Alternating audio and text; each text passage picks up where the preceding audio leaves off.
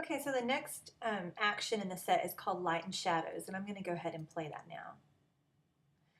Okay, it prompts us to use a soft white brush to paint on our desired adjustments. And basically what this is, and I do this all the time, I'm constantly painting on light, off light, especially when it comes to textures. It gives you the option to paint on more color, less color, contrast, and it just really allows you to basically tailor the image to exactly the way you want it to look. So in this case, always using the white brush, remember to paint white on black and black on white. I'm going to come in and add a little bit of contrast here. And these are set to 100%, so you'll probably have to tweak them a bit. Bring it down to about 50. I'm going to add a little bit of color to her face, kind of brighten her up a bit.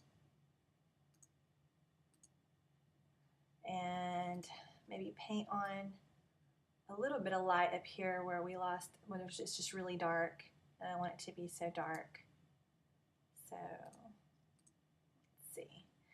And also, I was noticing that there is some texture that I missed on her hand. And this is what I was talking about earlier. So glad I did not flatten my image. I can just go back to my remove texture layer, make sure I'm using a black brush, and just paint that off. There's no need to go back and re-edit. I can't tell you how many times I've been working with textures and realized that I missed a spot, and it was a nightmare. So I really like the ability to go in and still modify that texture whenever I want. So I'm just going to close it back, and that was a quick fix.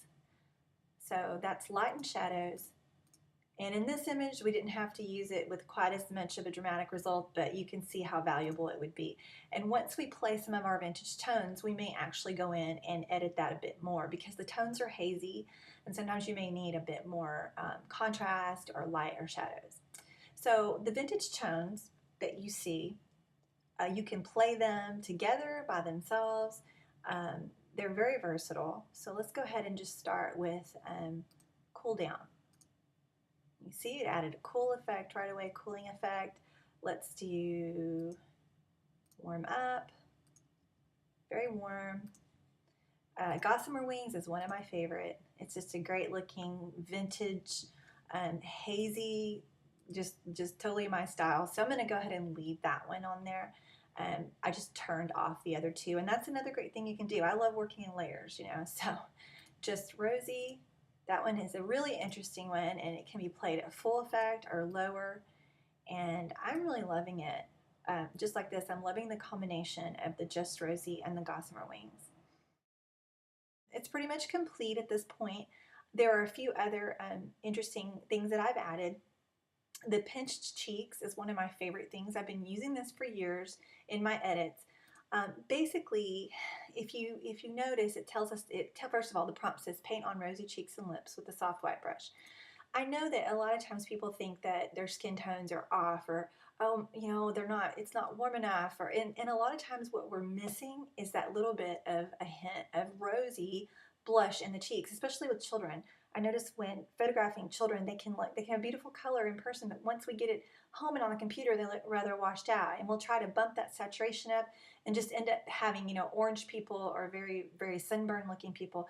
So this pinched cheeks is something I use all the time. And please, you know, please be aware to use it moderately, because the last thing you want is for your people to look like, you know, the little rosy grandma with the great big pink cheeks. So we just have to use it in moderation.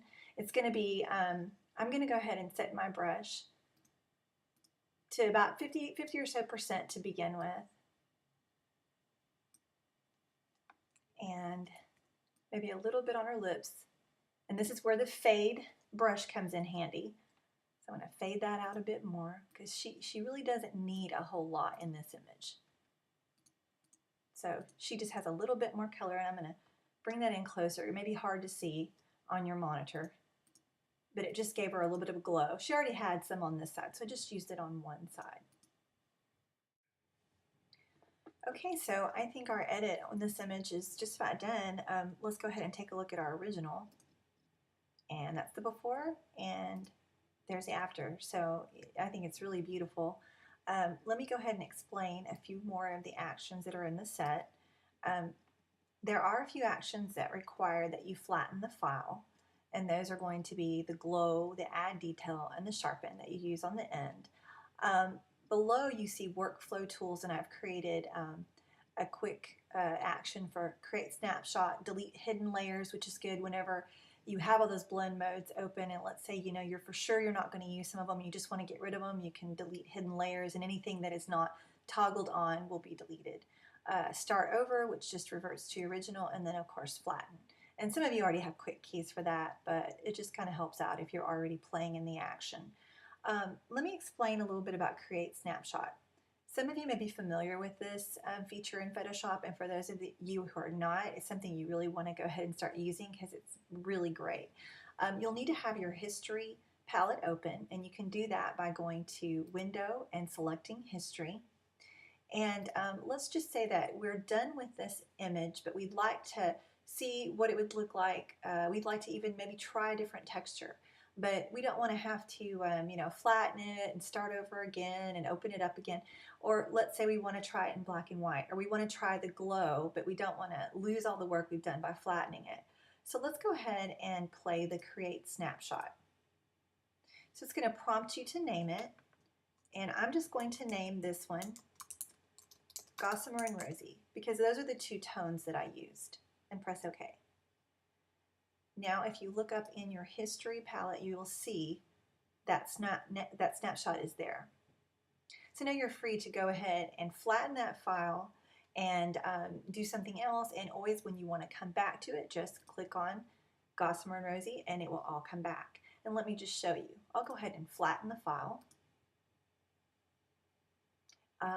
Let's see, I'll add a different tone. Let's just do a few things here. But I decided, no, you know what, I want it like it was. Come up, click on Gossamer and Rosy, and it goes right back, including all of those layers and all that hard work that you didn't want to lose. So let me go ahead and show you how to use the quick black and white. Under your vintage tones and more label, there is a quick black and white. Just let's go ahead and press play. And now you have a black and white conversion of this image. Let's go ahead and create a snapshot of that black and white. We're just going to name this VW for black and white. But maybe I want to get more creative, and I want to put one of those vintage tones onto this black and white. So we can just come down here where I have gossamer wings, pull it up on top of the black and white layer, and now we have a black and white with tones. So same thing, we can just go ahead and create black and white gossamer. And so now when we go up to our history palette, all we have to do is click on whichever version we want. We can make a duplicate and save it. And that is how you get a lot of variety out of one edit. And I hope that these actions are fun for you. I know they've been fun for me. I know that even after years of using textures, it has created a lot more possibilities for me and using the blend modes in ways that I never have before. I hope this has been a helpful tutorial, and I hope to talk to you guys again soon. Thanks a lot.